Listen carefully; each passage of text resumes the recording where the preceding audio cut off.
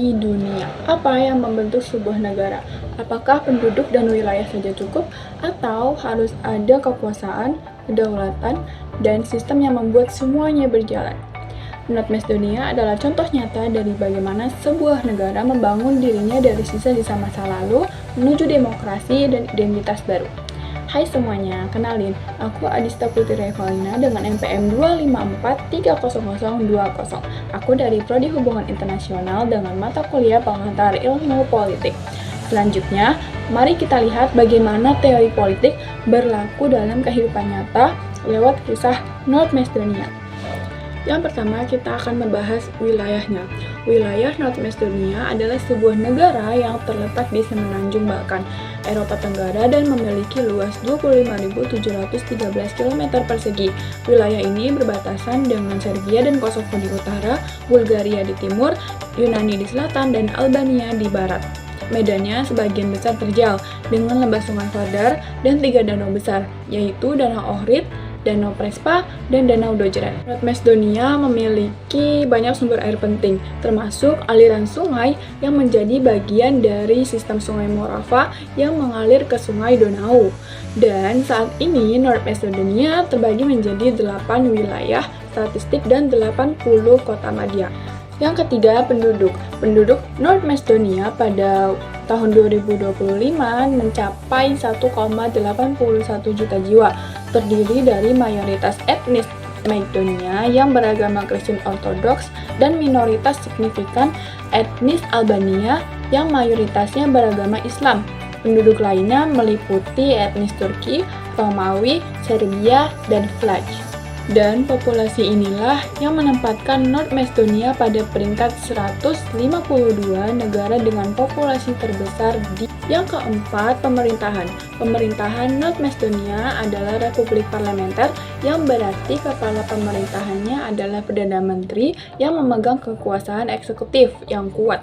Sedangkan presidennya atau kepala negaranya memiliki peran yang sebagian besar bersifat seremonial dengan kekuasaan bersumber dari rakyat melalui pemilu langsung. Nah, sistem ini memiliki badan legislatif unikameral bernama Sobrani yang anggotanya dipilih langsung untuk masa jabatan 4 tahun dan badan eksekutifnya dipimpin oleh Perdana Menteri dan Kabinet. Perdana Menteri ini adalah kepala pemerintahan dan badan yang menjalankan kekuasaan eksekutif meskipun tidak memiliki kursi di legislatif. Dan badan yudikatif sendiri merupakan kekuasaan yang dijalankan oleh pengadilan dan ada Mahkamah Konstitusi yang independen untuk memastikan konstitusionalitas undang-undang. Kelima adalah kedaulatan. Kedaulatan North Macedonia diakui secara internasional dan negara ini adalah Republik Demokrasi Perwakilan Parlementer dengan sistem multipartai dan kepala negara yang berbeda dari kepala pemerintahan, yaitu Perdana Menteri dan Presiden. Namun, kedaulatan ini dulunya dipersengketakan karena masalah penamaan dengan Yunani, yang akhirnya diselesaikan melalui Perjanjian Prespa pada tahun 2018 yang mengubah nama negara ini menjadi Republik Makedonia Utara. Nah, aku bakal jelasin sedikit mengenai persengketaan nama antara Yunani dan North Macedonia yang terjadi karena Yunani ini merasa nama Makedonia ini milik mereka dan mengandung identitas sejarah serta budaya Yunani kuno.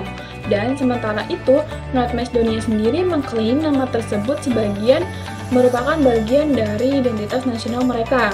Nah, sengketa ini dimulai dari North Macedonia yang saat itu bernama Republik Makedonia memproklamasikan kemerdekaannya dari Yugoslavia pada tahun 1991. Dan Yunani ini memblokir akses North Macedonia untuk bergabung dengan organisasi internasional seperti NATO dan Uni Eropa karena tidak mau mengakui nama Makedonia ini sebagai nama resmi negara tersebut. Dan Yunani ini akhirnya khawatir bahwa penggunaan nama Makedonia oleh negara tetangga dapat diartikan sebagai klaim teritorial atas wilayah mereka, terutama provinsi Makedonia ini di Yunani. Sementara itu, North Macedonia sendiri berpendapat bahwa mereka memiliki hak untuk menggunakan nama tersebut sebagai bagian dari identitas nasional mereka. Dan setelah beberapa dekade perundingan, pada tahun 2018, kedua negara ini mencapai kesepakatan dengan menandatangani Perjanjian Prespa.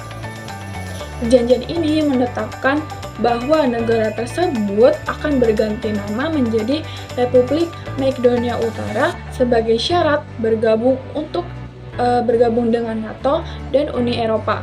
Perjanjian ini kemudian diratifikasi oleh parlemen kedua negara dan mulai berlaku pada Februari 2019.